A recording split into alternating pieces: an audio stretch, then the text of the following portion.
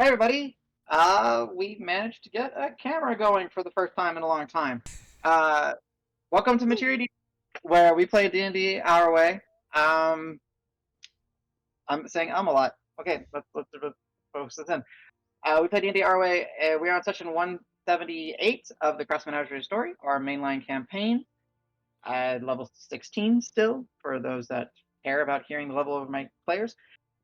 We are continuing on their venture down, heading south along the Mason Fair Byway, where it splits. Let me go put up the big map. That's sure that's good enough for now. So on the original OG map, you can see where Loon is, our little fox icon. That the Bison Fair splits up, and that's the main continental road. And up north is Whitlaw. That's where they're coming from. And down south it splits and goes down, and then eventually it continues its east westward projection.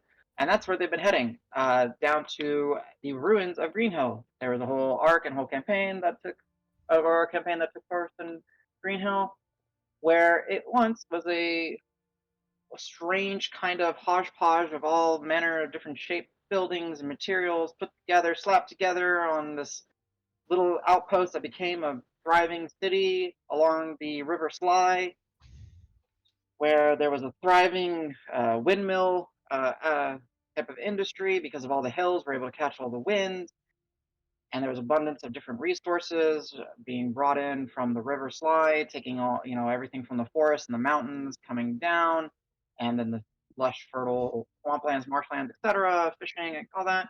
But the Crass Menagerie did a thing and they blew it up, and now we have the ruins of Greenhill.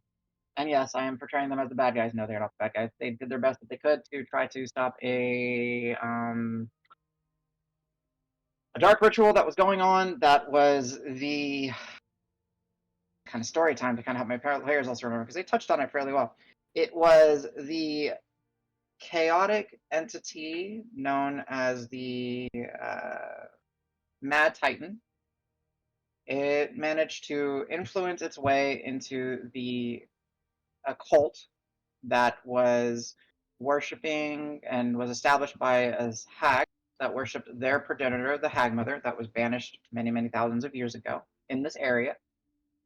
And they used this area to try to bring back the worship of their Hag Mother, but they were also hiding the reality that they were worshiping the Hag Mother by resurrecting a religious belief that was native to these lands long ago as well, that kind of became smaller and smaller and more forgotten, and that was the Mother of Bounties, because they're in the nation of Cled, and Cled is all about farming and agriculture and ranching and living off the land.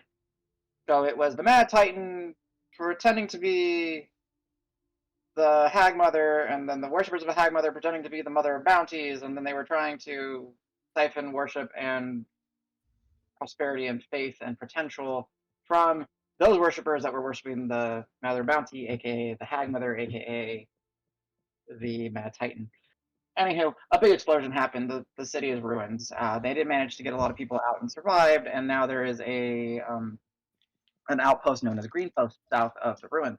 However, that is not part immediately of their story. What has been going on for the last almost week is that the Crass Menagerie has been traveling south along the Mason Fair Byway split with diplomats from the Cerulean Kingdoms. The Cerulean Kingdoms are a cluster of islands that my party has not really adventured with or really interacted with much, or if at all, except for now. That they bring diplomats over to continue their strong relationship with the Whitlaw Council, and they are the leaders of the nation that we are in, and it is known as the Silk Spectacle. And they wanted to see what happened, because they're going to be here for a long time, and they might as well not be bored the entire time.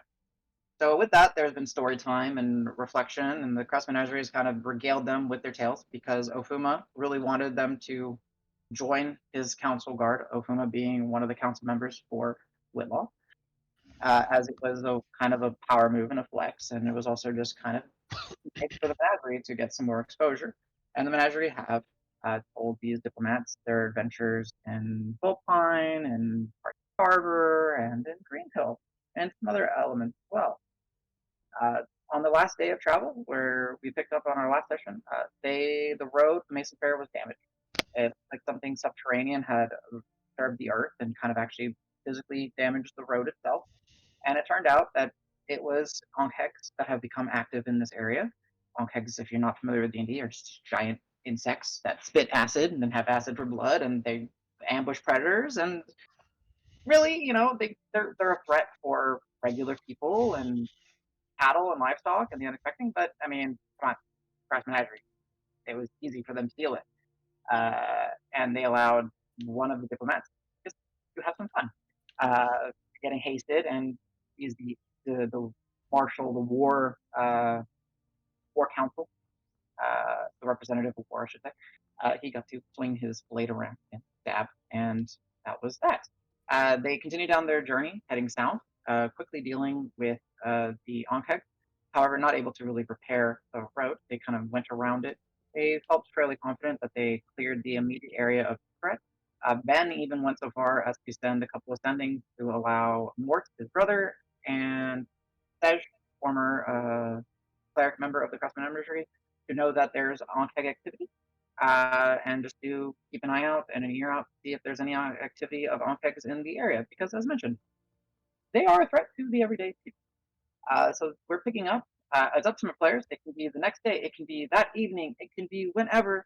But essentially, we're picking up with the Crass Menagerie pulling up, and on the distance, they can actually see the floating destruction and the crater left behind. And when I say floating destruction, like literally chunks of Earth are suspended and floating in the sky at various altitudes as a result to all the energy and magics and things that went awry as the embodiment of chaos revealed itself at one point as the menagerie thwarted the ritual that was going on to siphon potential towards him. Uh, yeah, so Green Hill, the ruins, the map, I did my best to kind of represent it, but to show you kind of more of the imagery that we're going for, yeah. So Earth motes. If you don't know what that is Earth that floats, essentially. And that's where we're picking up. So it's up to you guys if you've had time. If you guys have time, you want to just continue immediately after the Onkai. Well, not immediately after, like as you guys are approaching, or you can say you guys have already made camp and are settled down, or whatever. It's up to you guys. I always give you guys that agency. If not, I'll decide something and we'll just go from there. Uh, so what time of the day was it after we dealt with the Yonkegs? It was. It was you guys had set aside for lunch. If you remember, Oh, you guys that's right. pulled aside for lunch, and then But then I think we'd agreed to save the big story for dinner time. I think, or the evening. um, evening Guild. Yep. And I don't remember what the big story was going to be, but yes, the big story. It's gonna be Carver. Carver. Got it. Where you guys got your titles or whatever, your full recognition. Yeah. All right. So yeah. So let's just without that. So yeah, you guys have made it to the outskirts of the ruins. You're not actually. You're still, let's say, about a half day's worth of travel. The trip has gone fairly well. The weather has been rather accommodating, short of some scattered rainfall from here and there, but it's not enough to slow down a caravan of this size, especially with, um, you know, seeds of this, thoroughbred caliber. And not only are you guys on there, but the individuals that are also traveling, the protection and the guard, the guardsmen. You are the council guard for Afuma, the guardsmen for the Silk diplomats, the Cerulean diplomats, excuse me, are capable as well. And you've noticed that they may not be as hardened adventurer types as you guys are, but they're definitely trained and responsible and know what they are doing, and they're able to execute their tasks and their duties.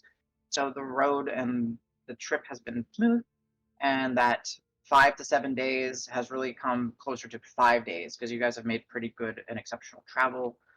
Um, so sometime you're pretty confident, like after breakfast and maybe like an hour or so worth of travel, you will be in the crater itself. That is the ruins of Green Hill. That is, well, likely filled up with the River Sly at this point. Uh, so yeah, the wagons would pull. We'll say nicely enough, just for the sake of visuals. There is a Pathmaker's Rest here, as there tends to always be. About a few hours out from every major location. Uh, Same as you guys remember for the original members, kind of how it was with your trip in where you guys met at the outskirts of Bowpine. There's one of these here, so it is a more cleared out area. There is actually some uh, long dead, but dried wood that's been kind of set down and kind of made into some semblance of seating and benches. There is what you would imagine kind of a rest stop kind of feeling. Uh, it is not completely maintained, as there's the amount of traffic that goes through here has been kind of changed, and the priority of the Verdant Cause members or even acolytes of the Pathmaker to go through and travel the Mason to make sure that all the rest stops are pristine and kept nice are has kind of fallen. So there is more wild vegetation kind of growing over some of the stones and the woods. You can see that there is it's a little unkept, but it's still comfortable. It's spacious. If you're still out in the open, but you're able to kind of easily kind of circle the wagons or kind of more half in the wagons, tie off the comfortably. You'll see that Brock McGawk has, because he's the basically the muscle of this group. He's taking actually some of the feed and some of the satchels of barleys and fruits that they have for these horses, and he's kind of making sure that they're well fed and they're kept there. And he's very kind and gentle. You pet to him, and you notice all of you, especially Ben, being so insightful, that Grok is very kind and sweet to the animals. Kind of takes care of them. And he spends his time, like he spends a good 5 minutes with each steed, not just quickly handing out food, but just handing them out, talking to them, giving little scritches and everything. But yeah, as that's going on, Leo is helping, establishing kind of like the cooking section, because that seems to be kind of his role that you've noticed. He's kind of been the one that's been spearheading the preparation of the meals for everybody, maybe as like a host entertainer type. The diplomats are not afraid to get their hands dirty in a sense. They're actually enjoying themselves. So like Ofuma's actually kind of, even in his older age, kind of helping carrying some things. Berenia, Kendra, and Lucas are assisting. So camp is made. Uh, there are multiple fires, one that is set up for cooking and a few other just kind of for comfort and light, especially since you are out in the open. And as mentioned, you are on duty. You are protecting these individuals. Yeah, so I give it to you guys as you wish to proceed. Fairly clear night, I would say. There's probably still some cloud cover. Uh, yeah, that's about it. Oh. Is there? So we have 5 wagons.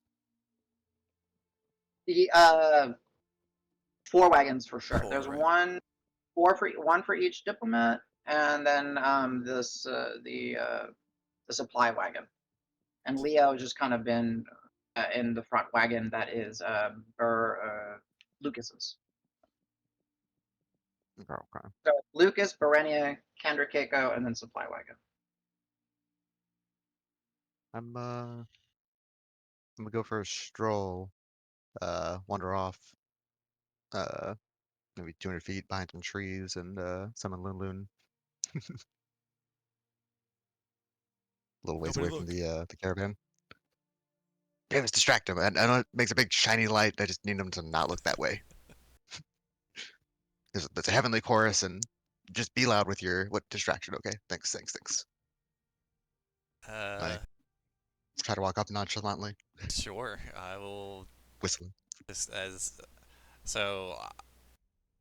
I will assume, I guess, that Ben is prepping the hero's feast, but I'll just like walk over to whatever group is the biggest to distract the most people and just be like, "Hey, everybody! Like, so what a sight we have here, huh? Green Hill, or what remains of it. Can you believe it? Well, we have all the answers for you." just kind of like bluster on for a couple of minutes while Al takes Yeah, it. Is it taking 10 minutes? Are you doing it ritually? Oh yeah, I've got a nice load of spell slots. Oh, yeah, that's right. You can just do it right about. You can do it real fast then. I'm gonna drip feed some like positive heckling, kind of subtly, just being like, "Whoa, yeah," just like from around the room. The hype man. Yeah, just in the shadows, just easily overlooked. Yellow. Oh, oh, oh, yeah. Um, I'd like so since I am casting it and save some time that way, I'll go a little further out into the woods. I want Lulun to be swole, so I'm gonna go and burn my level 8 and just God damn. get her max power. All right, let me go get her token next to you guys appropriately now. So she's level 8, Loon Loon. Mm-hmm. Does she have like 100 hit points now or something? Like, holy shit. You find sharing the stats with the class just for fun.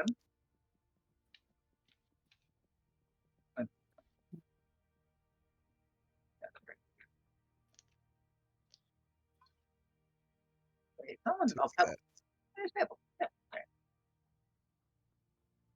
Well, minus 2 times 6. 65. Oh, okay. She'd have more than that. not bad. She will She after needs Hero's more Feast, buffs. maybe. Yo. Yeah. Nice. Okay. Cool. So, I'm assuming she's her as Azerlith form, the winged fox. Still. Mm-hmm. Of course. That's gonna be interesting. Are you with people, or are you kind of going off the side so people don't see it, and Yeah, that then was my like, distraction. That was the whole point. Was to. Mm-hmm. okay, yeah, I Yeah, thought so so. she's So how she's are okay? mhm. Okay. So Davis, go ahead and give me a performance, and Cielo, go ahead and roll me a. Does that just help? Well, I kind of want him to either help you or hurt you. That's what I'm trying to think. Sure, sure. I feel it. All right, I'll just do performance first. Yeah. Oh wait, Cielo, wait, just wait! roll I me have a. advantage already anyway because of my totem. I forgot. It's Eagle Splendor Day. Okay. So go ahead and roll me. Cielo, roll me just a charisma check, just to see how well you're heckling. Oh well, it's not 20. Okay. Well, we'll see how. Awesome. I just want to see how much I get to lower or increase the 29 total. God, I really want it to be low just to make you think about how weird this would be. Oh, I don't mind. What's it's otherworldly speed, right? Is that what? Yeah. It is, yeah. So 9. Yeah. 18 AC without guarding trees. 16, 5, 6 speed. I think theoretically, I Al, if you do, I don't remember if I did summon seed or find seed in Foundry, but I think it should scale appropriately. I'm not positive I fixed that one. Ooh. I'm during Cool. break. I'm looking forward to playing around with that. Ha-ha. And I have my cheat sheet to Oh check it yeah, against. yeah. Okay, so yeah, it would have been helpful. Okay, so go ahead and roll me a d6, Donnie. See how much you helped. It's 29. It is Hey, solid. 33 total. All right. Anything you want to embellish with, or just kind of say you're doing the distraction and you're getting some playful heckling from CLO and all that? I think, Mr. Davis, Oh, you want to I add get to direct. so well? Yeah. Huh. Like I think maybe it's like I'm too focused on like just being loud, and he kind of keeps he's like shouting my lines from off screen, off scene or off stage, and like helping kind of redirect me back onto the topic and be like, it's like, hey, so Okay. so what were you like? When were you here? And I'm like, yeah, we were here, just like 10 months ago, and we did this, and then it's like, and blah blah blah, and then you're like, and what were y'all doing? It's like, oh, and we were fighting these hags, and yeah, so it just kind of keeping Gotcha. me So on he's helping pace. you of course, essentially. Yeah. I like it.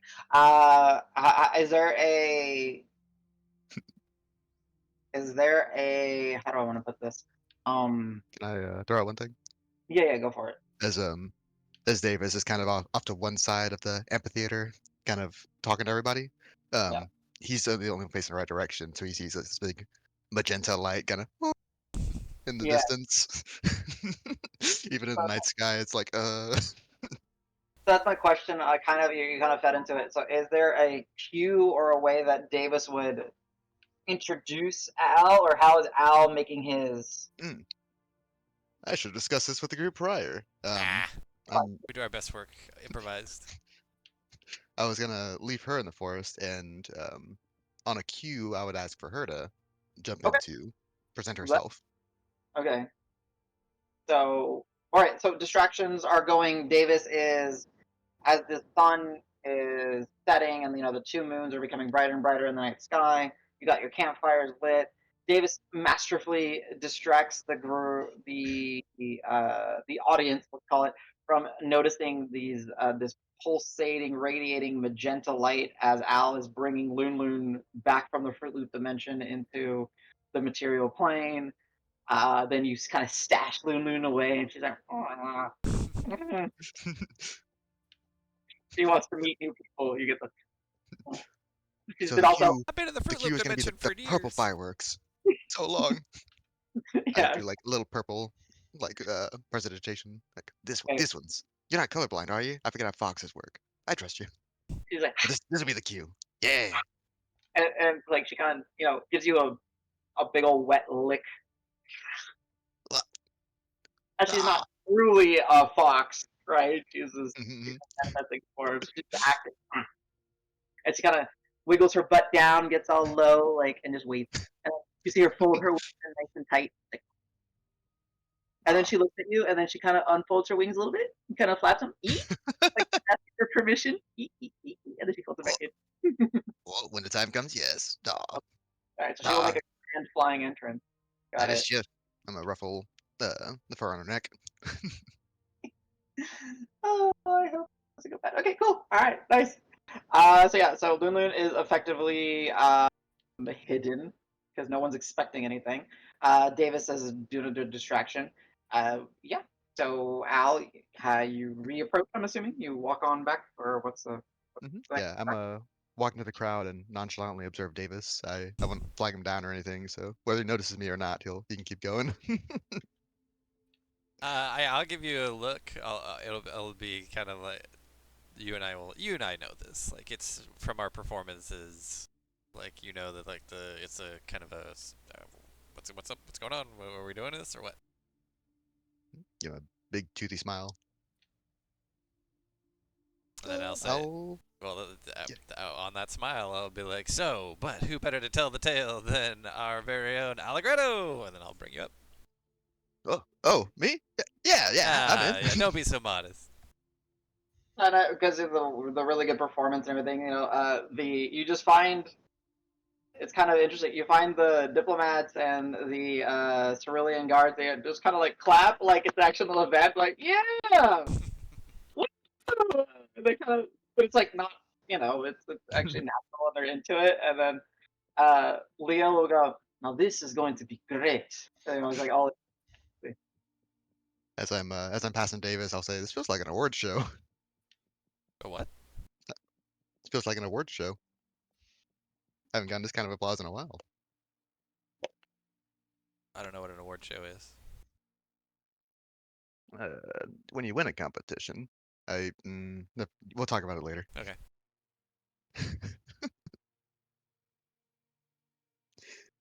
Hey everybody, how you doing? No. Be sure to tip your waitresses. Thank you for gathering on this night on the caravan, to witness the tale that is the mountain of Kava and the Crass Menagerie, venturing through, finding vile beasts, taming them, slaying them, and earning titles that we've used across the region. Uh, yeah. Okay, Uh, go ahead. I was gonna say I'll just. Al. I was gonna say I'll continue like hype manning. So and it's kind of how Scylla was stealthily Mhm. hype manning me, I'll kind of switch to be like, it's like, oh yeah, you can't wait. It's like, uh, this will be one for the ages, folks. The tale of Carver is amazing. And actually, but so I think we were gonna try and do this after the Heroes Feast. I don't know. It was after, Hmm. during. You guys let I me don't know. actually know that Heroes Feast really gives us that much of a benefit for it, but I think it Hey, was meant to be the awe and spectacle of like this ah, fabulous feast goes into it so we'll do dinner because theater then. yeah, feeling full, feeling empowered, that is it. You're literally manifesting a delicious True, true, feast. true. Okay, okay. let me go Ben and Corey. There will be an intermission where Al eats for 3 minutes. It's like, No. Yeah, we'll say that you guys coordinated it fairly We well, have an eating especially. contest. What was that? So we're gonna have an eating contest, hot dog eating contest. Pretty funny.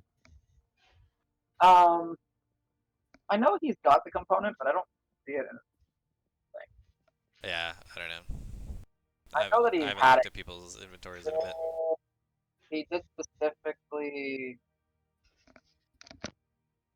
Remember at one point he specifically got. Oh, there it is. No, that's his shield. Okay, anyways, I'll just put a note in y'all's channel, as player channel, that he just needs to appropriately mark off the hero's feat component. I don't know where he put it. Well, Yeah, it's like a gem encrusted bowl. It's in his backpack on his character sheet. It says he has uh, 2 of them. yeah, I know he's got a few. Oh, it's actually in the backpack. Yeah, That's yeah, yeah. You why. gotta click on the backpack. Okay, cool. That's why I didn't see it. All right. How do I edit it? I will The do little one. pencil. Yep. Or Yeah. just you can just edit the 2 directly. Yep. Okay, one. All right, cool. Yeah. So that's kind of. I didn't realize that it didn't actually show up. So yeah, got it. So yeah. So as you were telling the tale, and Leo has kind of gotten distracted from the cooking aspect, and realizing that you guys kind of told him that you guys would take care of the meal a little bit. He hesitantly did it, but Ben sets up his bowl, does his best to um, beseech the beacon to try her best to influence what is produced in the terms of food. And there's going to be a wide variety of delicious delectables. Some foods that some of y'all would have never seen before because they originate off like the island nation of Sterling Kingdom. But there's also some familiar fares that you guys have picked up on along the way. And there's also always, when Ben makes food, sometimes there's some weird items that you kind of get as probably just something from his background in his home that just makes him feel comfortable. So, but yeah, you get all forms of, ranging from like pickled eggs to grilled and fish, whole fish and type, a whole, stuff like lemongrass, lemon, and herbs, and all that. Delicious. You get different types of root vegetables and soft, delicate. You get all kinds of a good collection and smattering of food. You get raw oysters. You get complex sauces. Everything. Beautiful feast. And as Al, if I can, Al, can I get you to give me that performance check? And then Davis, because you already rolled the natural 20, you can go ahead and roll a 12. How well you influence it. A Because, D12, you yeah, said? yeah, because it's 30. So Nice. 33. So yeah, you woo, just 12. Okay, okay. Uh, Oh. can that I you lucky can that? all yeah. And, Oh, 2 and 3 chance of being higher. all right, so Uh, you can still 15 is good, or do you want to spend more? I don't mind. um, is this a starting off, or is this like how far into the story are we? Because I don't know. I'm gonna I got it improvise right up. based on This what you is tell me what to do. This is just this is to see how I feel. okay. Since we're early, I think It's I'll still a 20. do. Good. I'll burn one more. It's still a 20 what? 23, right? 15 plus 8, 23. It's an 8. Okay, well we'll stick with that. Okay. All right. So as Al, you're kind of driving people's attention, Davis, you've kind of hyped them up. Yellow in the background doing a thing. Ben manages to kind of complete this feast. My cat's doing something. I gotta see what that is. This feast is kind of displayed. The various aromas just kind of waft over towards everyone, and how your theater and dinner in a theater begin. So let you guys take over. I'm listening. I'm here. Now you guys get to see how many times I stand up while you guys are doing something with my cat. But I'm here. I'm listening. All right, all right. Our tale begins after actually saving Greenhill as best we could with the earth moats and trying to help the people kind of get back to some as stable as possible in such a short amount of time. We eventually head off. Um, our dear friend Dregnar, in the final battle against the hags, was cursed. So the search for the cure begins. Start venturing. We start venturing towards Volpine. We have a discussion trying to figure out what our best approach could be, and of course, Whitlaw is just around the corner. There's got to be something powerful there for us. Get So we start heading north. So many options. Got the healing district within the kneeling district. Got the College of Fascinations. See if there's some academics that might be able to assist.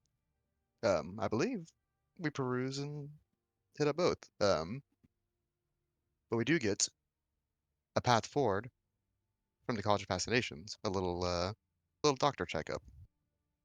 Um,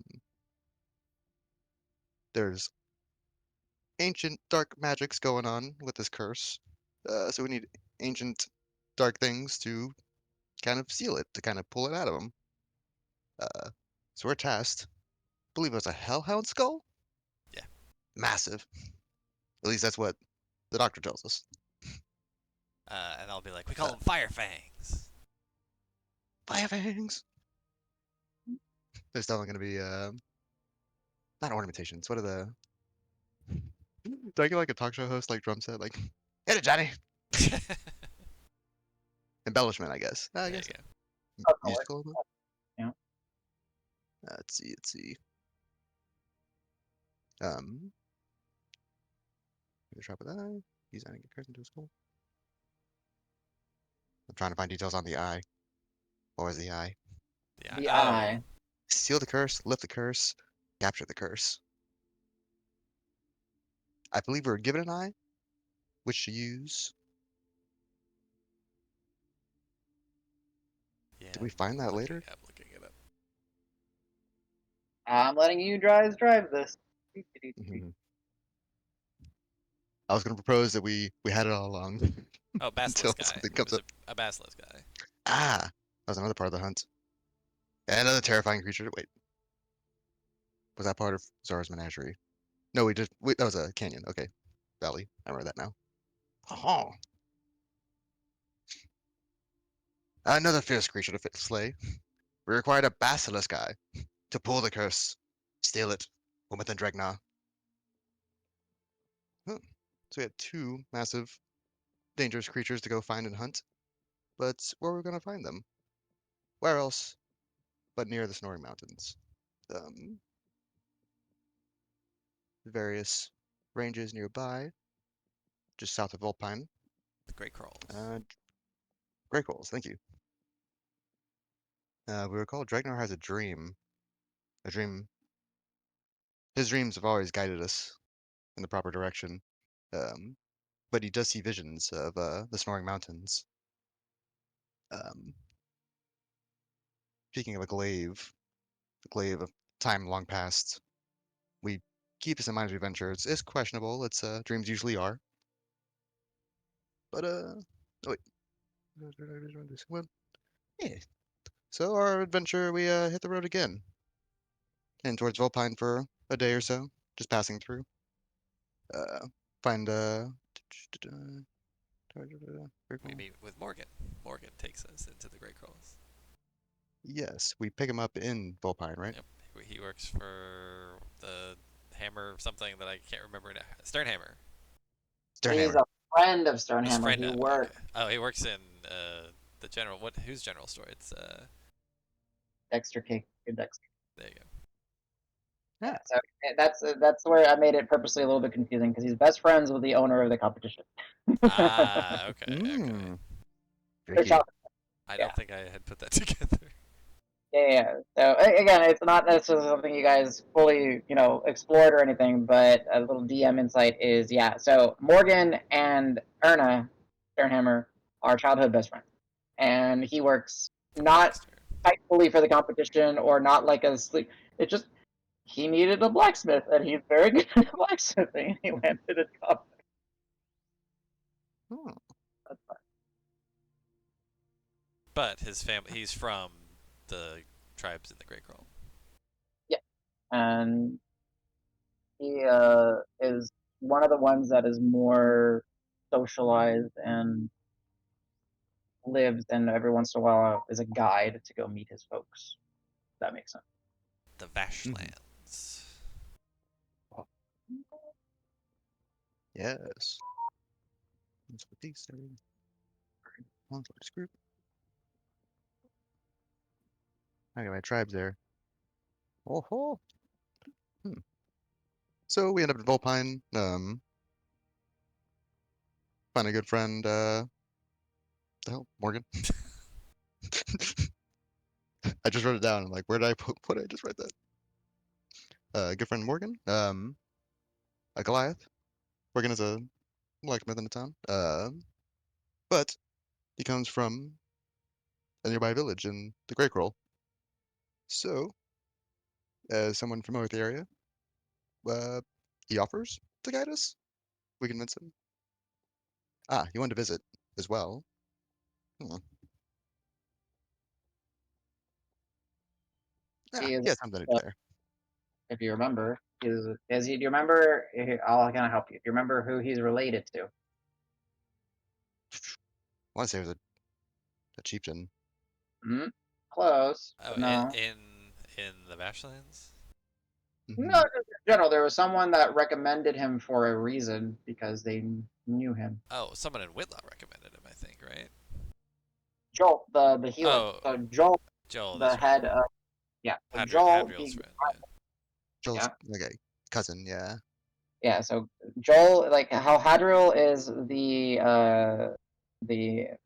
keeper or not keeper, I don't know the right professor of scribes and antiquities and that. Joel is of physics as in like medicines, not physics, Right, like like the subject of physicians. physics. Mm. Hmm. Yeah, and physics, tonics, and medicines.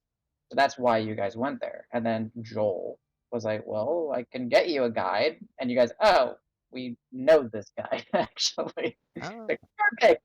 Turns out. there was the beast. Nice. Morgan will be able to lead us to the basilisks and the Goliaths of Great Crawl. So the Goliaths are secluded due to terrible beast abouts. The basilisks and the hellhounds are a little further out, but still, In an area it's called the Choke. ugh, a joke indeed. So step at a time, we make it to Volpine, enlist Morgan for his help, and make off to the Great Crawl Mountains. Ta-da. People are following, they're enjoying, they're eating their meal. You see, they got pretty much everyone's attention. Uh, those that need to be on guard are like on guard, on watch, are a little bit distracted because they're getting into the story. So far so good. Mhm.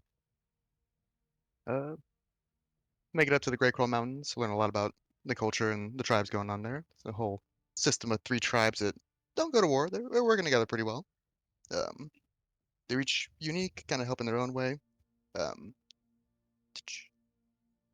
was it one tribe was known as the Basilisk Hunters, or is it all of them? I think it's one. At that point, I have to check my notes again. Yeah, They I don't know all that they either. do work. The amount, yeah. So they were divided. One was river, one was mountain, and one was. Where actually do I have them? It's been a while since I had to look at these guys. Tribes of the Great Coral. Oh god, my notes are so small.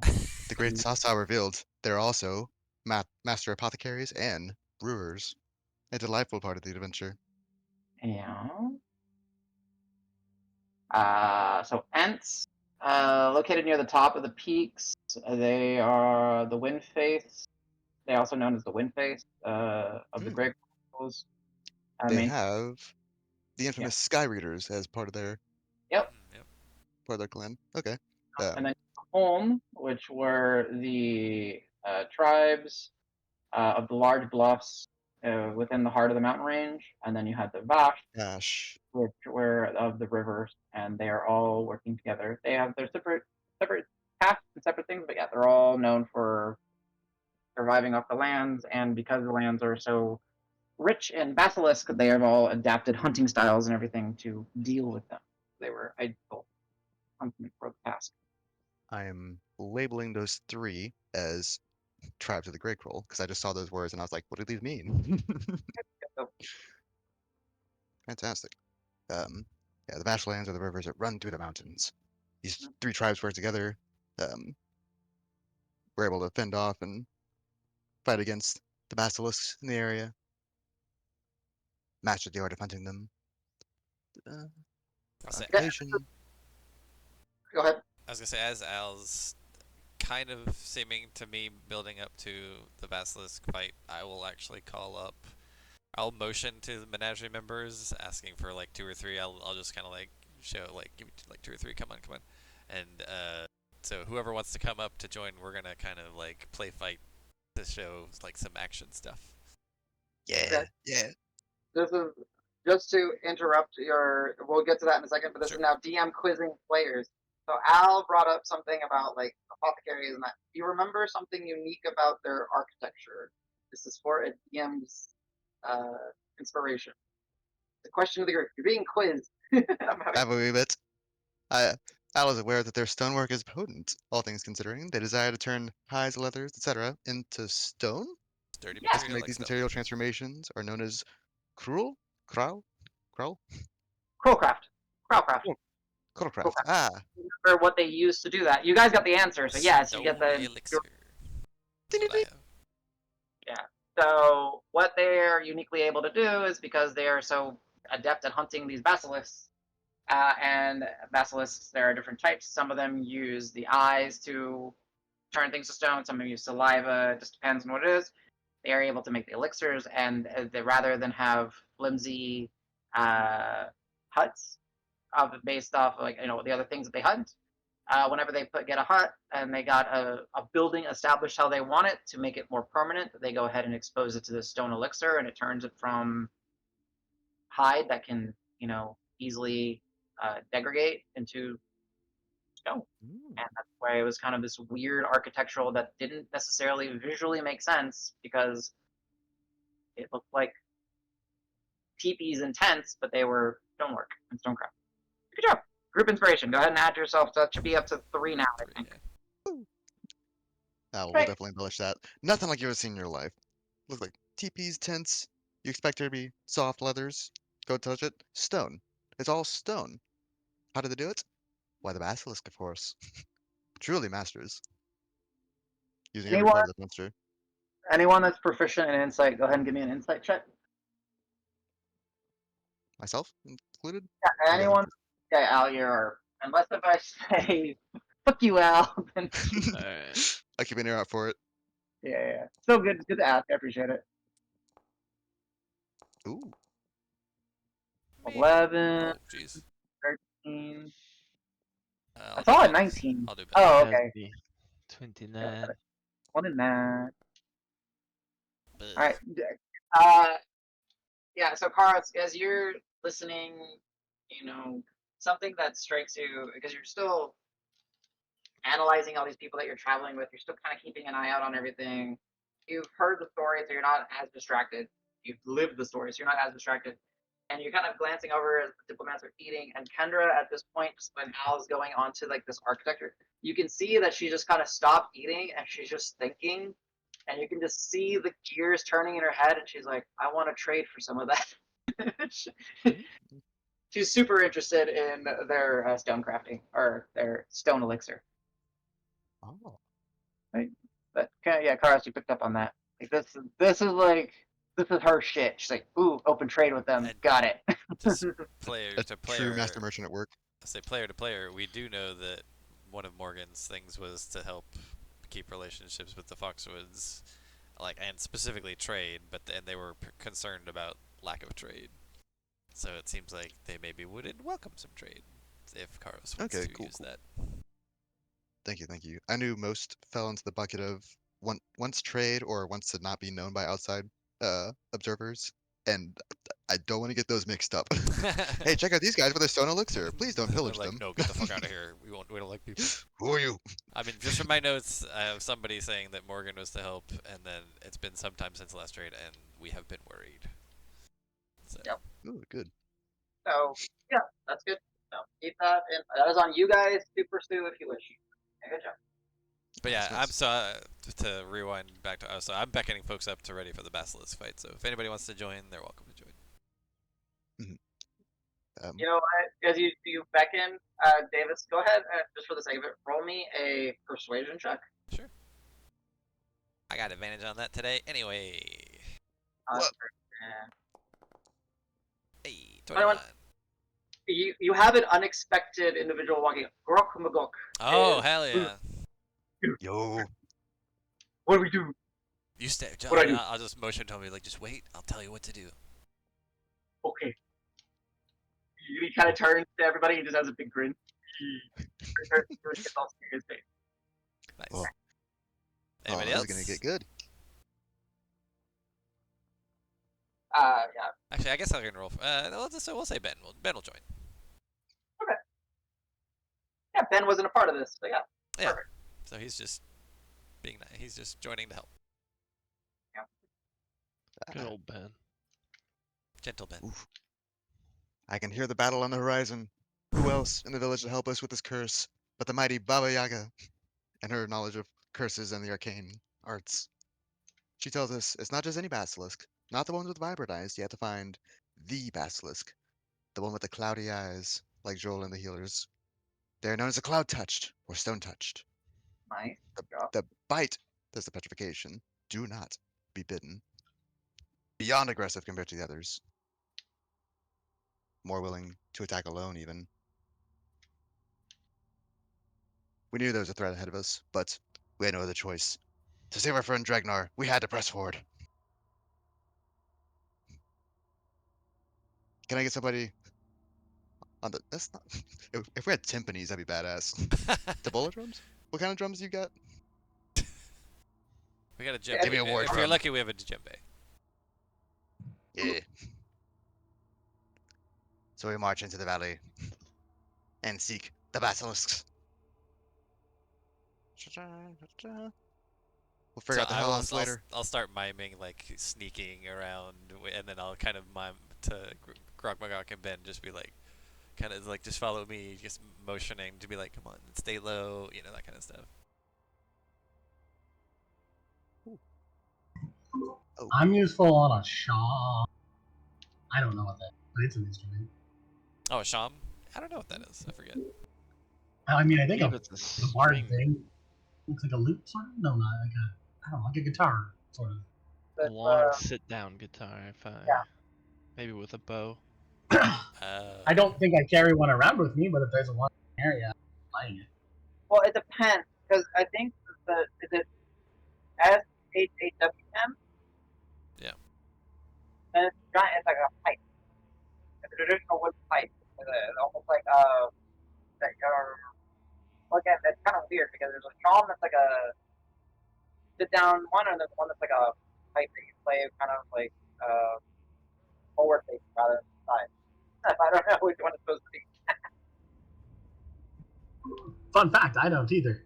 Oh yeah, there's like a double. You know what? I think I played the. There happens to be one of the the air blowing one. Okay. Or can I be good at the didgeridoo? Is that a thing? Sure. For right now, I'll let you get it. Why not? I'll go with it. I didn't realize it was loud. I'll help make battle noises and whatever with Nice. Yeah. whatever's available. I like it. I need Davis's backup for this. I Sure. typically don't take notes for combat, Yeah, I don't really either, but that's okay. so I'm pretty sure we fight the basilisk there and then Yeah, the we kind choke of comes ambush them. after. Yeah. Okay, okay. I I do just have remember. like notes on how not to die. I want to say like Dragnar himself almost like one tapped it. I think he like got a crit Shadow Sneak Dreamer Stone. Like I'm pretty sure he Dreamer Stone one to sleep. I don't remember the rest, but I don't remember if that was the Cloud Touched one that he did, but I think it was pretty relatively not too dangerous. Like I think we set it up well enough to where we were pretty set up for success. But yeah, my notes for this are hunt and fight. So yeah. Okay, cool, cool. Oh, Okay, but we then did I also will, we destroyed one of them on accident in the fight. So we only had the one. But there's only oh, okay. I'd rather be careful with that after. Okay. Yep. Yeah. And I'll Verma and oh, Govek honey. harvested it for us. So yeah, so while Al's kind of, I'll just be like, Al, just vamp, like, just make stuff up. It doesn't matter. And then I'll just I'll kind just of be like help. orchestrating and embellishing the battle. Yeah, I'll help play direct as well off of that. From the top ropes.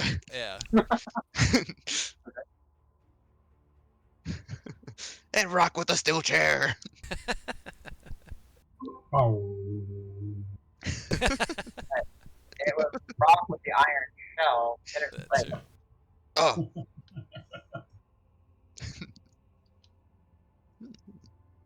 Got two friends that helped us out. Two Goliaths, adorned in basilisk gear, standing 8 feet tall. Standing 8 feet tall. 450 pounds. Give it up for Verma. All right, I like it. I like it. Two massive axes. They appear one-handed to the Goliath, but to you or me, they'd be three-handed weapons.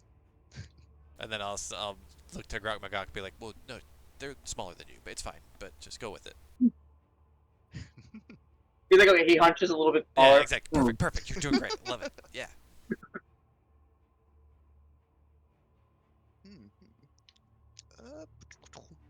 Any other embellishments? I They mean, try employing pack tactics, but the Menagerie is greater. They've dealt with this before. We have pack tactics of our own. With magic. Dragnar himself was jumping from shadow to shadow and still striking them all.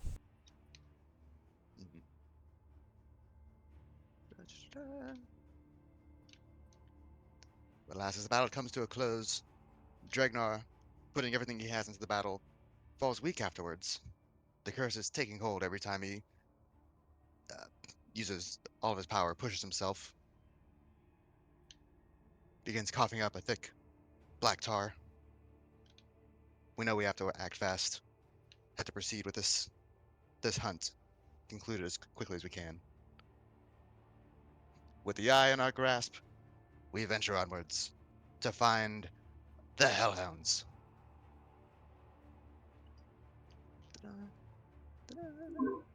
But Govek and Verma will not follow because it's an area even so dangerous, and so forbidden by the people, the tribes of the Grey Crawls, that they dare not venture into the choke. Mm-hmm. Beyond the passes, a small natural gateway of stone leads into the dangerous forbidden area known as the choke. The air is thick, hot and dry, heavy with ash. Even the air has a red hue, the sky. Winds kick up dust.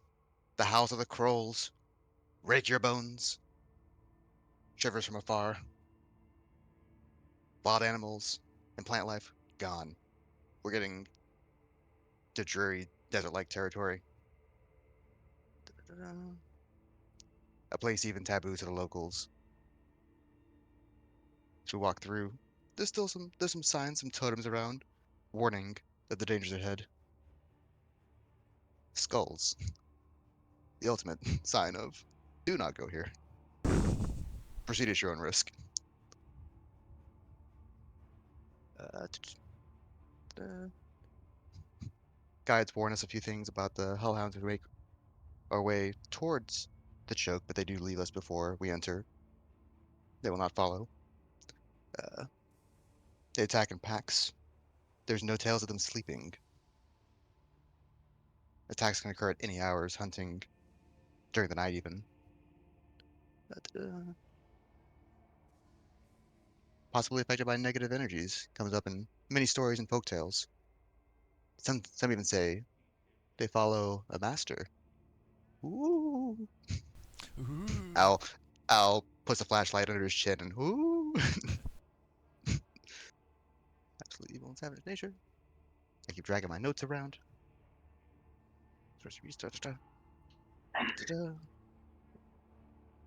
I'll vamp for a little bit. I'll be like, and you can hear the hellhounds howling off to the distance. We didn't know if they saw us but we couldn't see them just yet. So, danger lurked around over every hilltop, over every dune, every rock. There could be 20 hellhounds lying on the other side. Mhm. We venture quietly, we venture cautiously, even finding a corpse lay ruin on our path. We proceed with the utmost attention. We do find a small pack, slay one, scare the others away, but trying to get out with anything useful was where the problems began. Turns out the tales, they're terrifying for good reason. Um, you'd expect them just to use tactics like a wolf, just, larger than wolves, on fire, Constantly on fire. constantly. Very, very hot, very just searing bites. Uh, but along with pack tactics, they're also really good at making they have a little choir practice going on. Uh, within the choke, I don't know if they ever leave it, but they howl together. They can summon storms, Choking storms. No. storms of ash. Brutal to stand amongst, hard to stand up, but choking absolutely. Gasping for air, losing vision, debilitating to be under, oppressive. We could only try to find cover, some stone structures, some ruins. We had to find our way out. Uh, Yeah, my notes kind of if peter there out was here a too. Because it was kind of a fight. I mean, it wasn't technically a fight, but I'm pretty sure didn't we hunker down in a Galder's tower for a bit, and then I know Yeah. we used like a portable hole or something. Oh, we got the We hole out of used- Sedge's pants. We used the what is it? The bubble also. Oh yeah, Resilient Spear. Yeah. That was that was how the ash storms built up to where we were basically. Oh, the dome. Yes. Yeah, That's right. yeah. That's right. That's right. Good job. Uh, Okay. Yeah, you guys are remembering things. Nice, nice. Part of our escape was I don't believe there was a ceiling, or no, there was a door. We had to fit through a doorway. No, we were able to get. I summoned a giant eagle, and I Yep. got like two or three of us. I think two Mhm. of us. I'm trying to remember Oh the yeah, other I got flight. No, you polymorphed me into an eagle. Oh, so that And was you three also of us. That's how. you summoned your steed as a different giant eagle. I carried Rock and Oh, that's why. Dregnar. I carried Rock, Dregnar, and Karos, and then Loon carried you and Sedge, apparently. Thank you. I have our giant eagle crew, and I was like, were there Yeah, multiple? I was one, and your steed was the other. Hell yeah. I like that. But before that, uh, we had to get the skull, and I don't remember how we did that, honestly, and I don't have that in my notes. I can only assume, based on the pack tactics, there was the one we did kill, but would it have been on the spot? I think we cut his head off, and it stays ablaze. Yeah, I do remember that. So I will be honest, DM does not remember the order of things, but yeah, you did manage to dispatch of one. You did manage to sever its head, where you realize that it's just as dangerous dead as it is alive because its fangs are quite literally next to molten hot the entire time. Hmm Good call on the Golders Tower. Yeah, you guys got surrounded, and I literally thought I was gonna TPK you guys that night We had because that they fear weren't as well. go anywhere. If there's a spot in the story for an intermission, Al would have left it there Or well, let's say that there's a 5-minute break, and Al's like, "How No will our one heroes? knows if they would have survived. Yeah. Did the menagerie die that day? Find Let's out." find out. And then like you just hear Leo say, "Spoilers, they're in front of us." You know, he just Come on, guys. I'm What the heck? I'm a give him an aggressive like shh with the thing one finger on the mouth, like, dude, come like, on. "Sorry, I got into it." He got into you know he got into it. He's like, yeah. So I was trying to think if there's any other like can DM ask any other questions for any other bonuses, but you guys kind of covered things very well. Good job. Al skips over the we saw a ruined corpse, and I'm purposely skipping over the whole yak Yeah. subplot. Yeah. I Yeah, understand. I was happy to hear that. That's my plot. You don't get that. You gotta Well, pay for that. I know. All right. Cool. So nice job with the stories. Yeah. So as you kind of go to your intermission, you can see everybody was into it. Everyone was excited about it. Very nice job with the storytelling. You know, like Lucas will like ask one of the guys, Did you decapitate it? You know, like you get like these little bits as they're following, and they kind of want to understand what's going on.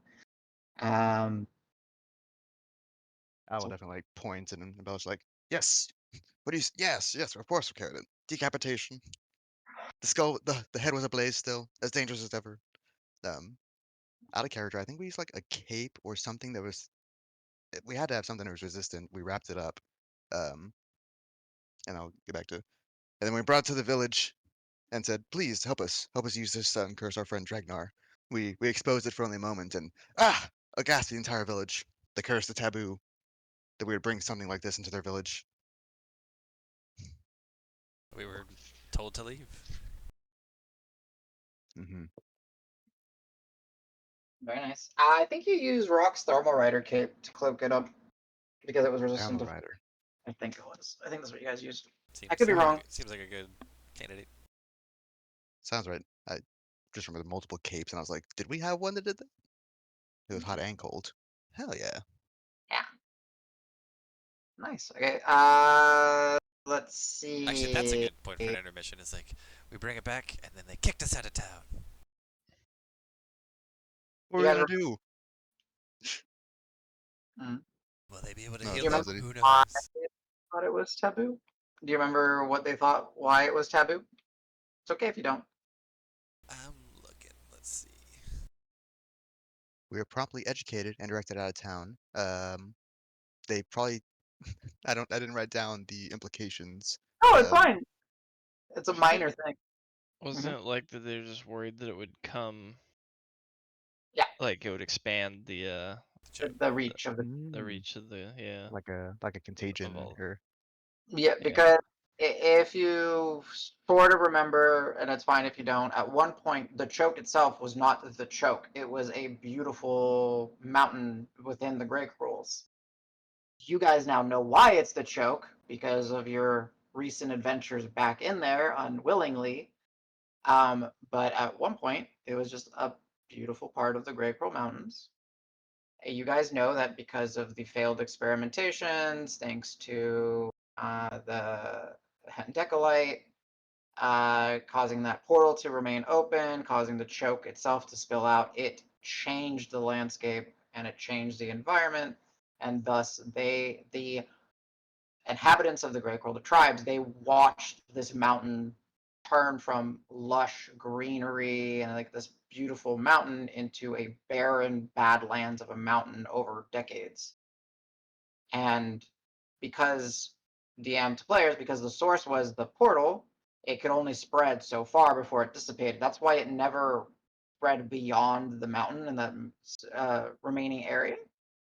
But they watched it for decades spread, and they were afraid that, yeah, as beliefs and taboos come about, like we don't fuck with the hounds, so they don't fuck with us, right? They don't leave, They got and their y'all spots. fucked We with the gotta hounds. Yeah, so and then y'all fucked with the hounds, and they're like, well, get out of here because we don't want it to trace back up We don't here, want to right? force. you get out of here and think about what you've done. Basically. So Okay, good job. But yeah. Banished, air quotes. You guys got asked actually relatively nicely to leave. Yeah. They were serious, but they didn't do much. They're also like, and we'll send somebody. We'll just do it outside of town, okay? Yeah. All right. Oh, that little encampment, yeah. Guys, if you guys are still good to go, because it's only been an hour, you guys can continue however you wish, or Mhm. I mean, Yeah. Yeah, I'm good to keep going. Yeah. Had some battles. Going to.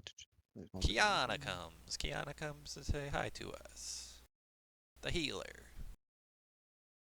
yeah. And this is outside the villages, but still in the Great Roll. Yeah, just outside, basically. There it is. Thank you. My notes are like 2/3 related to the unveilers and Davos, and I'm like, nope, skip. Redacted. Altipo's there for a minute. As he's parsing through information. Oh, there's Kiana. Ah, Kiana. So we do have the materials ready. We have a small encampment outside the village, a good distance outside the village, just to we want everybody to be comfortable after what had just happened, the mistake we had made.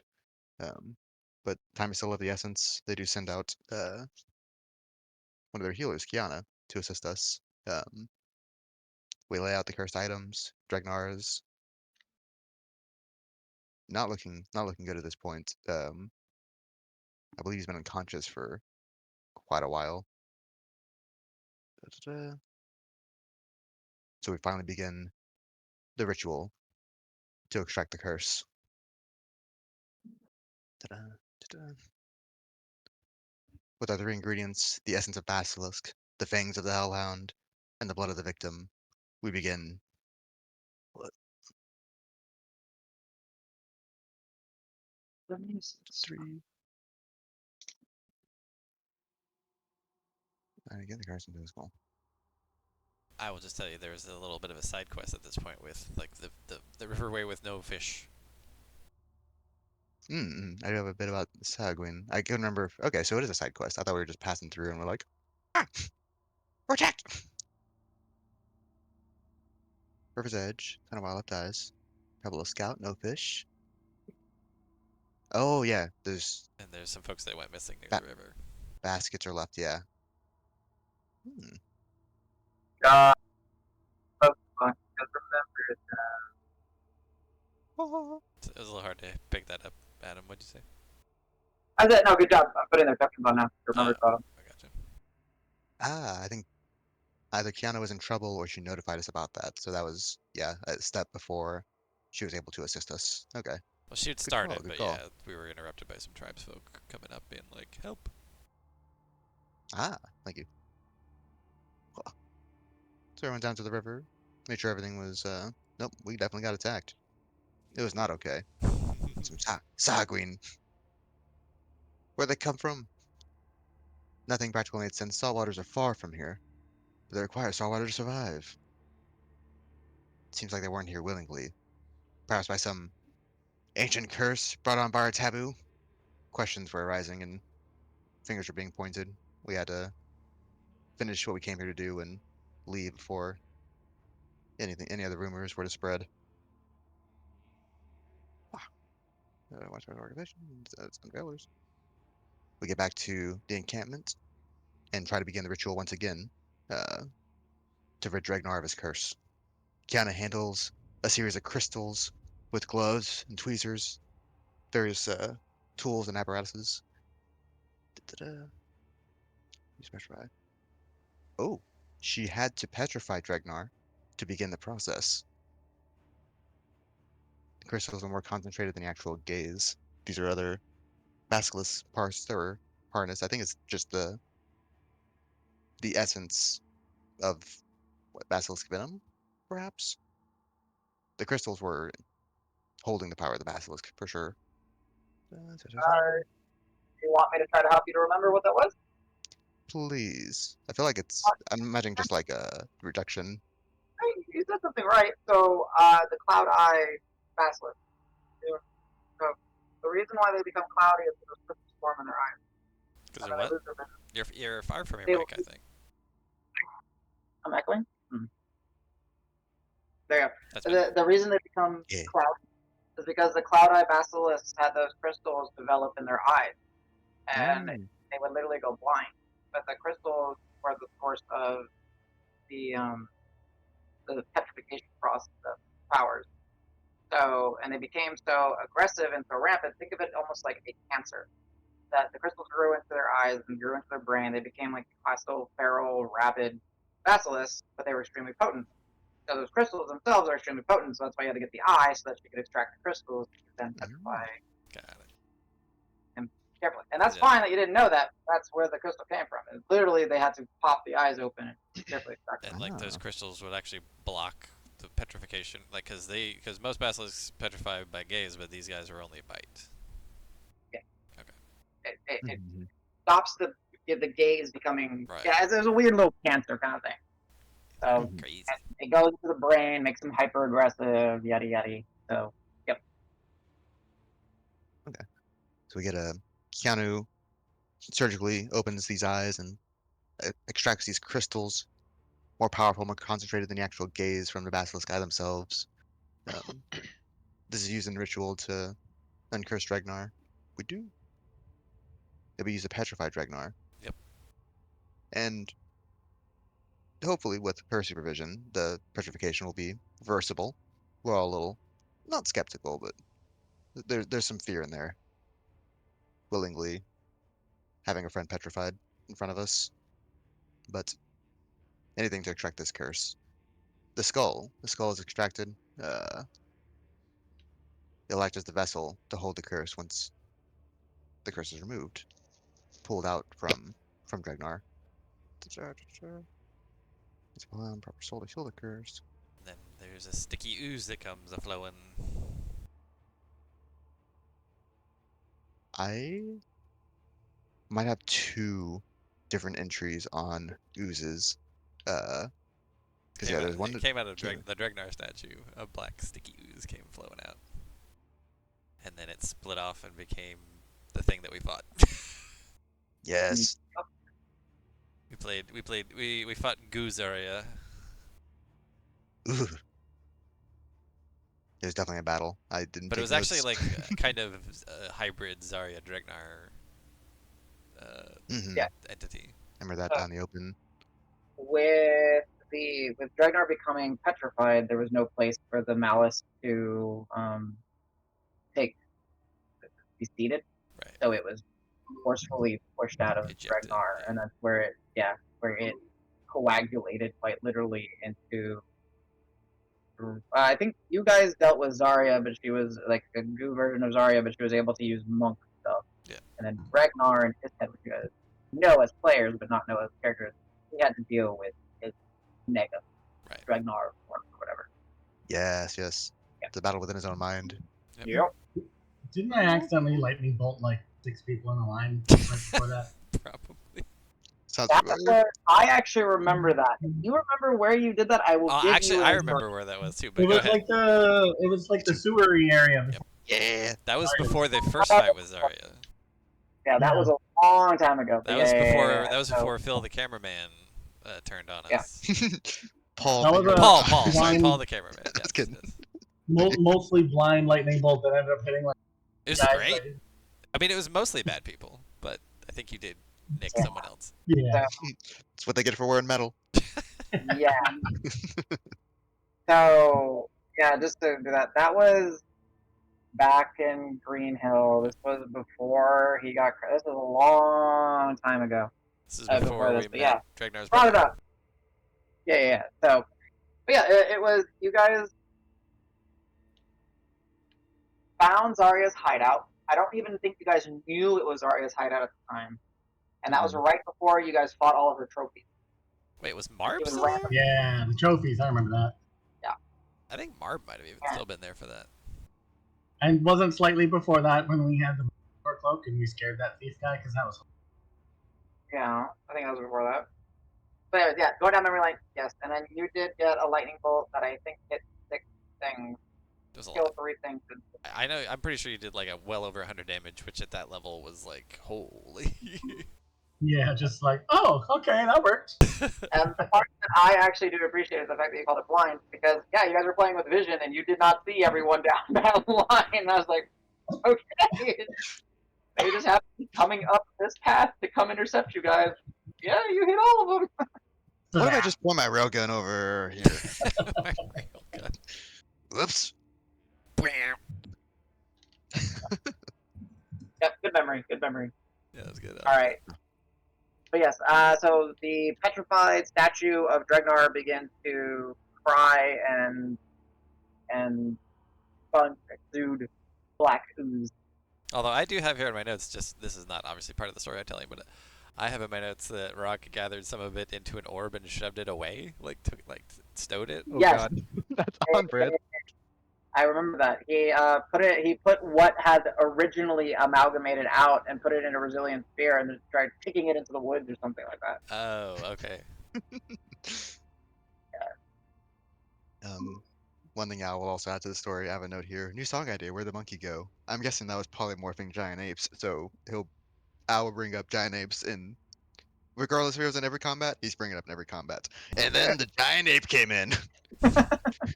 For a while there, that was your guy's go-to move. So it's fine. I cast Fist. Although, more recently, in the fight against the Hags, Al was Rexagredo. And it was so good. Well, no, it was terrible. You were terrible. You mostly fell. I spent the and entire combat falling and trying to yes, climb. you started prone, and I think you were prone for more than half your turns. Are you talking about when he was trying to climb up the Yeah. ground Oh, as yeah. it was floating away? Yeah. And the earth motes were slowly moving upwards, and I was like, what, Yeah. tiny arms? I'm like, But you are huge, guys. so it's like you're already kind of like your eye level's almost up to the next mode already. You But- were trying to climb with my teeth. hopping.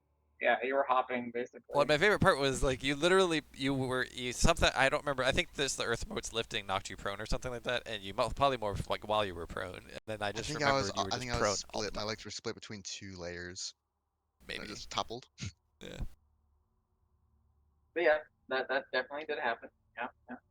Good times, good times. And I do think, and then we'll go back to your. I do think the only reason you decided to go T-Rex, I don't think you were forced into it. I think you said something like, "Fuck it, the Harvest Hag was a Rex. I'm gonna go be a T-Rex or something," because you had fought Could have The been. kaiju other. battle. Yeah, because you made Dregnar into the monkey, and he fought the Harvest Hag in the ethereal here between. And I think that's the reason why you picked the form, is because I've seen a T-Rex now. Like, yeah, you're like, I want to be a T-Rex. Like, okay. And I will say, Yeah. at some point, I don't remember if we summoned it or if the water hag summoned it, but there was also a giant shark involved. The water hag did. The water hag did? Yeah. Okay. Yeah, and it was able to fly because the air was. He did essentially like save the air Gotcha. and water. And did we ever get a name for the water hag? I don't think we No. ever did, because I think you kept referring to her as like this blonde hag, and I don't think we ever heard a name. Yeah, I mean, you guys didn't go that direction. Find Yeah, out who's and the- she did the anyway, boss. so who cares? Yeah. Ma'am, if I could interrupt, could I get your name perchance? Before I vanquish you, may I get your name? Kind of the same thing with the vermin hag. You guys you dealt with her a lot as her vermin form. You didn't deal with her as her other ego form, right? Oh, and that actually, sorry, I got the wrong Zarya on here. That's Zarya not in her hag form. Oh, yeah. Look at Zarya. There you go. Uzi Zarya.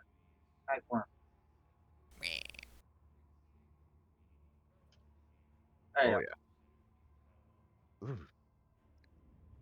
Got the side wing. Okay, yeah. Had that she was the apparition made from the goo. It's composite, split straight down the middle. Half Dregnar, half Zarya. All bite. There's a. All terror. Oof. But it was fun getting to use your own whip against her finally. That's A trophy of my own. Oh, that's true. You had your Ooh. lash. I will, yeah, I'll actually pull it out and a trophy of my own and just whip straight up. Like it. I'll fake up and like, ah! So terrifying.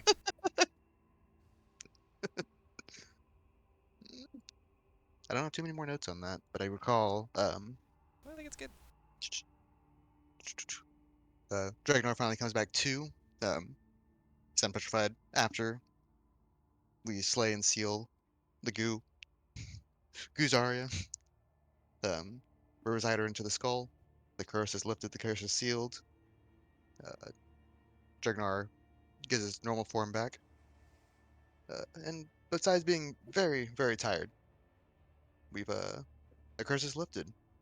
Our friend can continue with the adventuring. Nicely Ta-da. done. Aha. Ta-da. Got a lot of stuff on Davos I need to skim past. Rock checks if You- Simon is in the room. You take notes very differently from me. I think we went to Ye- Vulpine because there's mention of bear pigs.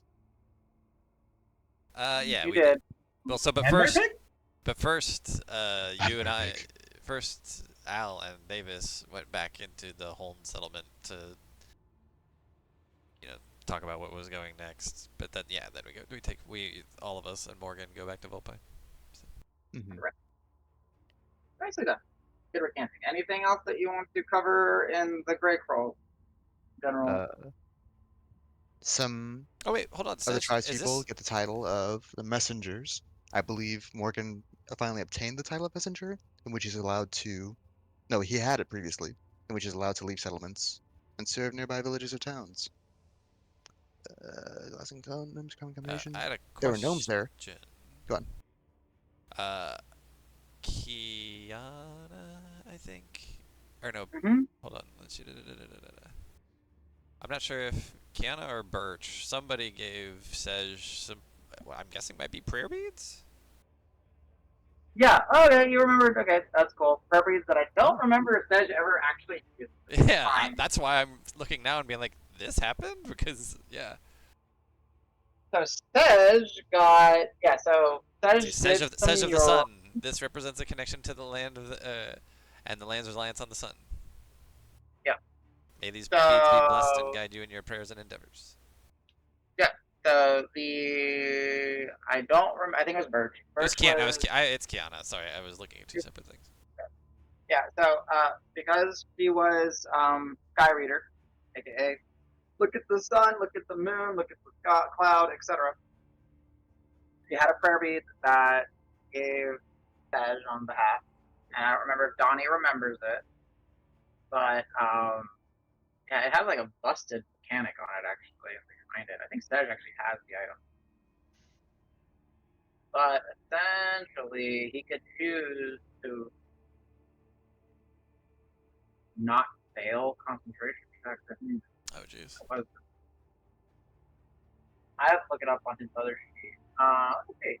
But yeah, it was one of the very useful prayer beads that you guys had selected. If it's a prayer bead, then it's on his necklace. Yeah, I just need to find the bead in D&D It's Beyond. it's like in the description of the necklace because it was 3 parts. Got it. D&D Beyond's doing that thing where it's telling me to press and hold, and then it's try Oh. again, try again. You're a human, try again. I'm like, I'm here. I am a Oh no. human. Oh yeah. Then Rock did go talk to the Weatherbees about the swine folk and the dryads. Just reset your password. It doesn't. That doesn't fix it on my end, unfortunately. I No. don't. D&D Beyond's weird. It says, yeah, I don't know. It does not support cookies. I told you, give me all. I don't care. Try it in like Edge or something. I wonder. Okay. Anyway, I'll go look it up. All right. Anything else? Sorry, that was a me distracting you guys. Sorry about that. Oh, good. I think that's everything for Grey Kroll, and then we had a Vulpine for a hot minute. So yeah, anything else on Grey Kroll, or we're good to keep going? I think we're good. Cool, cool. It's a short visit. We all hang out at our favorite inn, the Fox's Den. Hang out with the Weatherbees a bit, catch up. It's good being back in such a familiar area after the hell that was the choke. And trying to get this curse lifted. There's a. We asked for any local new happenings going on, and in the neighboring town, it's Carver, right? Yep. So, yeah, Carver's it. Yeah, I've got the mountain and the town mixed up for a minute. Here then the nearby town of Carver. Whoa! Fissures opened up north behind the manor, and Navari, our friend, is very, very pissed that she's not able to go investigate it herself. So she asks us if we want to do it instead of her. Of course, we're always game to figure out what's going on or help an old friend. So after a short rest, we head out towards Carver. Do you remember what caused the fissures? I don't remember fissures at Uh, all. This was a flex. I will give you that as a hint. Navari made the fissures. He was pissed that she couldn't go. He was the mayor. Oh. Earth cleric. Oh, Earth sacred domain. So he literally used Bones of world the Earth or shake something? Oh, and world shake. Okay. world shaking. Yeah, no, just for y'all to realize that she's still pretty powerful. Like, okay, I okay. did Stay on our good side. Let's see.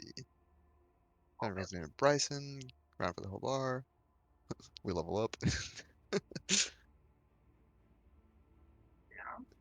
We wake up with hangovers to celebrate having Dragnar back with in full power with the party.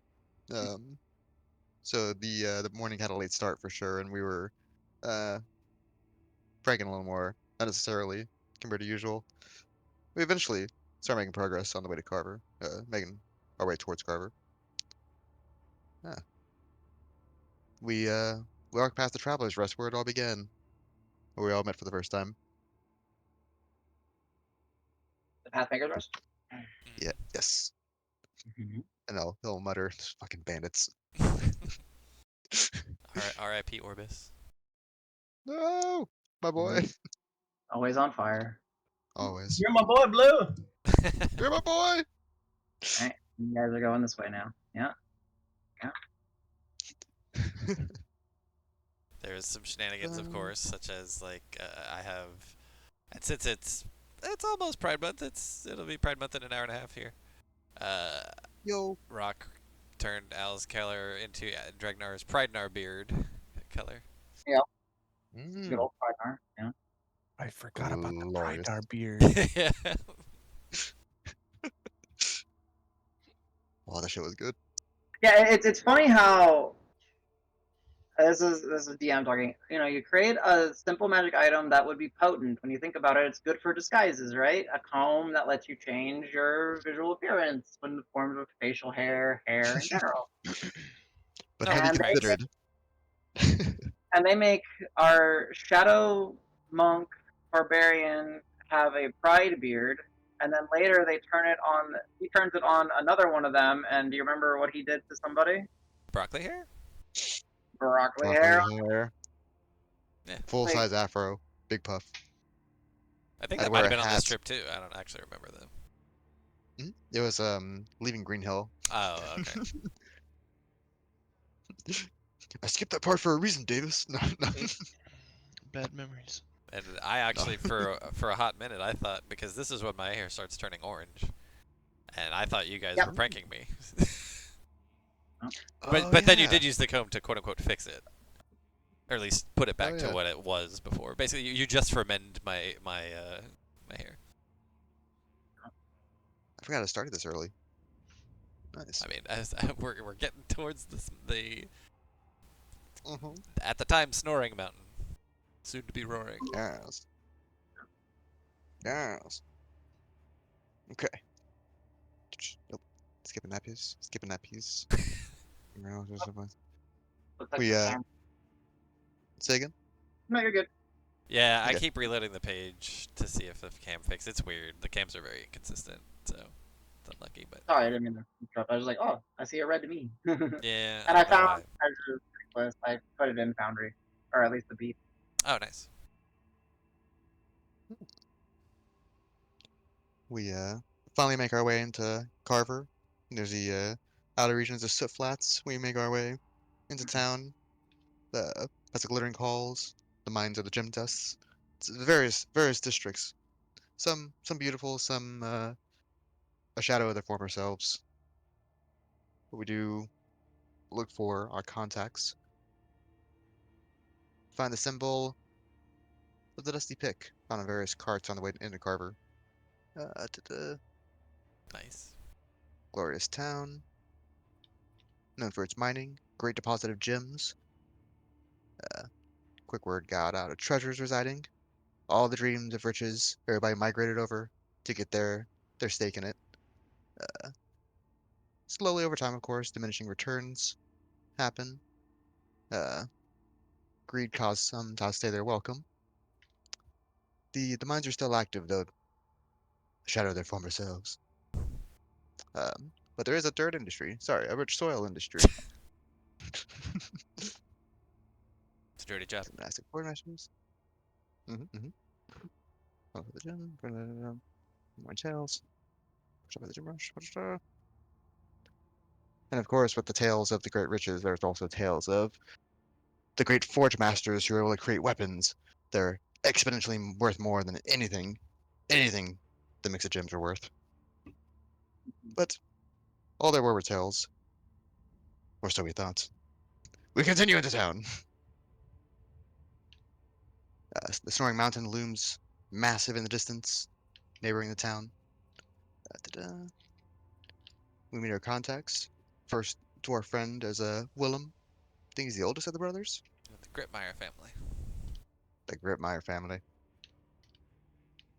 Da-da. It's a it's an interesting establishment. We come to notice the Knot Bar. It's got everything that makes it look like a bar, including the sign outside, the furniture inside, but not a drop to drink.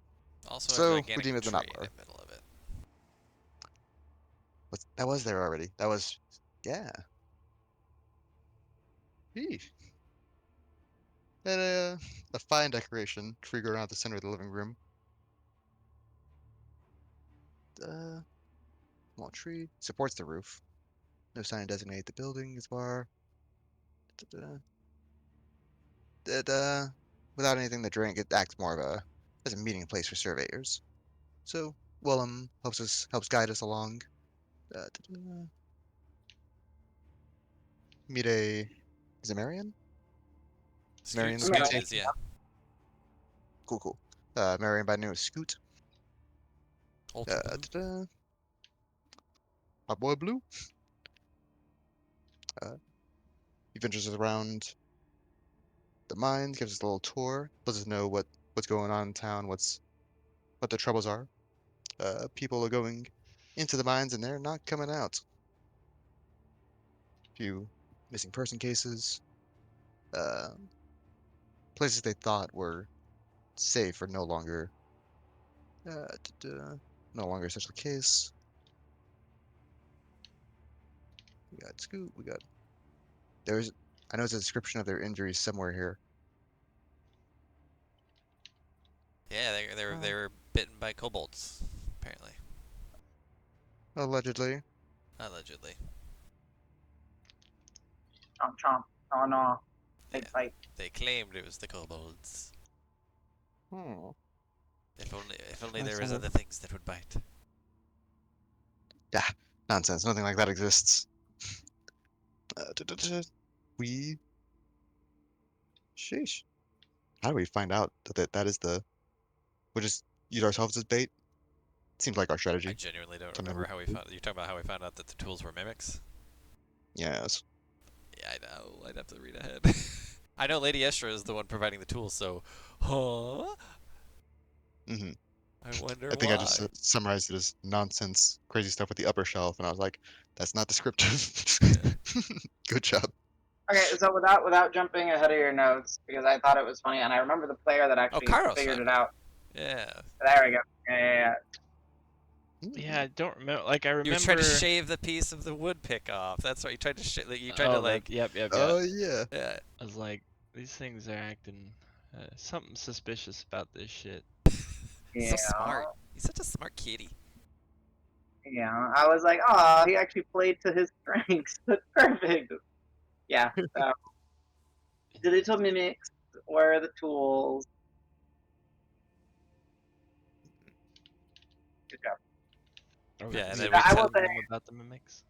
I will say that that whole encounter went completely different than anything I could have ever imagined. Mm-hmm. We like to think outside the box. I mean, it's. Not just that, It I was. like to talk things. Yeah, I mean that was the most rock solution of things I could ever think. I don't remember the solution.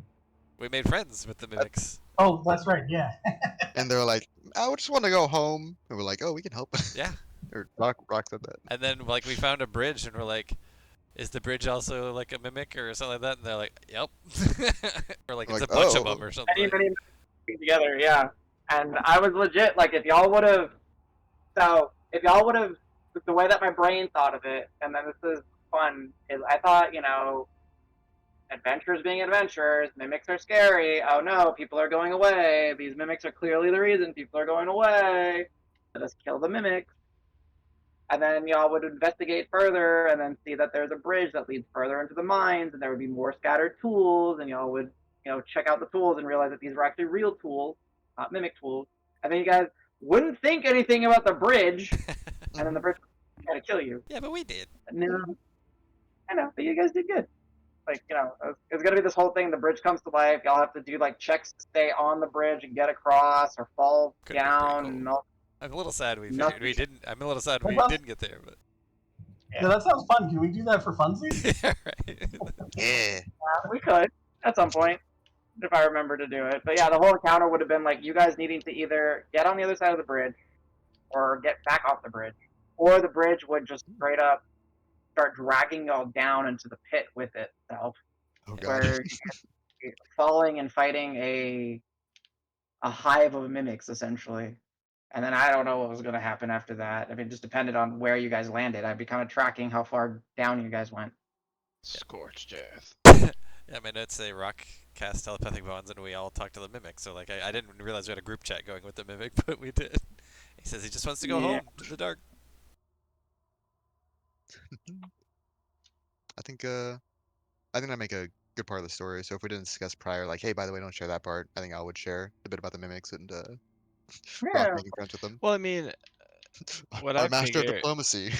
what I figured is they were there to stop the greed rot. We don't need to get like crazy in depth, but I would assume that. Well, I guess I don't know what our patron has shared with them as far as things, but like there's a giant dragon cloud. Be like, oh yeah, there's dragon shit down there. And they were put in to stop people from going crazy. Yeah. So let's see. This was a little bit abstract and a little bit hard for you guys to follow, but let's see if you guys are able to kind of remember things, and this might get you guys another reward. Do you recall the notes on how the mimics got Carver? The storm, the purple green cloud. Yeah. Do you remember what they were delivered on or in? And it's fine if you don't. You got half the answer right. This is more impressed. I can tell, like, now that it's happened, I don't mind telling you what had happened. So the purple green storm, correct, and you know what that coloration is intrinsically tied to now because you dealt with that individual. Right. That when the dragon and the war was going on, the dragon literally scooped up a cart That's right. that was full of mimics because they were going to be deployed as part of the Black War, right? Subterfuge and ambush and all this. She heard about it. She went and literally scooped up a cart full of weaponized mimics and then dropped them in town because she lost control, lost the cart. And what she was going to do was she was going to use them, as you guys ran into, as to guard her hoard. She was going to put them in her hoard, so you would have to fight off mimics guarding her treasure while she got to sleep and not have to worry about shit. But because she lost the cart in her very own storm, it crashed. They went through the town, and eventually the mimics dispersed. And there was this whole time where they had to figure out what was a mimic, what wasn't. Then they locked them up, and then that's when they sealed off the area, and the mimics were trapped. History moves forward. They forget about it. The only person that remembers about it, but doesn't, or at that time that you know of, that's why you guys were suspicious of Scoot, because Scoot didn't recall. Right. He got damaged. He got hurt. He had brain damage, essentially. He didn't remember what was going on. If he wasn't hurt, whatever happened to him, he would have remembered, oh shit, we locked the mimics behind the wall because we couldn't deal with them. And then once they started digging behind the wall, of course the mimics are going to react. They're bred for war. Yeah. So Yeah, Dregnar got real mad about that because apparently says my notes say Dregnar insists Scoot should have recognized the mimics' attack patterns, but then he denied it apparently. Yeah, but that was not him being evil, which Right. which was interesting that you guys kind of went down that path. He was hurt. He couldn't remember. Yeah. You know? Anyways, yeah, mimics. That's why there was a colony of mimics in the mountain. And that's why there was mimics in Aristratar's lair. Huh. Yeah. Oh yeah, here's my note. It says Again- Davis asks one of the mimics if the bridge is a mimic, and the mimic said, "It's many of them." Yeah. It's the most honest answer. It's like, Yeah, I many was of us. like, "Oh, that's terrifying." Yeah, definitely. I definitely think that would have been one of the cooler encounters, probably ever.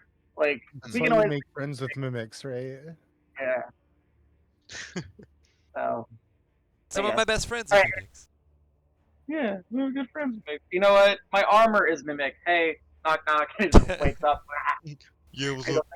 Nom nom. What you need? Anywho, That bag of holding is a mimic. I think so. So yeah, do you guys want to continue? Sorry, we got to kind of sidetrack. Do you want to continue, or is this a good little breaking point? It's up to the storytellers at this point. Might not be a bad breakpoint. Okay. So you guys get to we'll say it's like right around where you're talking. I don't know if you're going to go into the Underdark or the Eyeless Realm, but that's where we're taking a break at the bridge. Sorry, the bridge. Yeah. I like it. I dig it. Hope everyone's enjoying story time. It is the top of the hour is in 13 minutes, so I think that's a good little break. So be back at the top of the hour. Gives us a little less than 15 minutes. Sound good for everybody? Works for Yeah. me. Okay.